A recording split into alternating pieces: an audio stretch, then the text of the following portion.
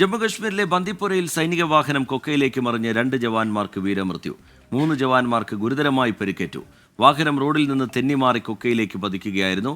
അച്യുതൻ വിവരങ്ങളുമായി ചേരുന്നുണ്ട് ഡൽഹിയിൽ നിന്ന്. അച്യുതൻ, എങ്ങനെയാണ് അപകടം? ഈ വാഹനത്തിൽ എത്ര പേരുണ്ടായിരുന്നു? ഇപ്പോൾ ലഭ്യമാകുന്ന വിവരങ്ങൾ എങ്ങനെ, അച്യുതൻ?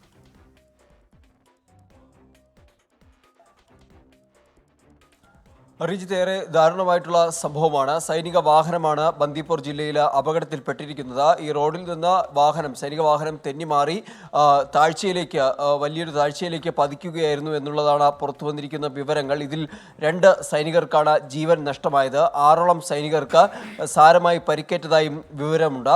പരിക്കേറ്റ സൈനികരെ അടിയന്തരമായി തന്നെ ആശുപത്രിയിലേക്ക് മാറ്റിയിട്ടുണ്ട്. നിലവിലിവിടെ ഇപ്പോഴും രക്ഷാപ്രവർത്തനം പുരോഗമിച്ചുകൊണ്ടിരിക്കുകയാണ്. നിലവിലിപ്പോൾ പുറത്തു വന്നിരിക്കുന്ന നിഗമനം എന്നുള്ളത് റോഡിൽ നിന്ന് തെന്നിമാറി അടുത്തുള്ള കൊക്കയിലേക്ക്, താഴ്ചയിലേക്ക് പതിക്കുകയായിരുന്നു എന്നുള്ളതാണ്.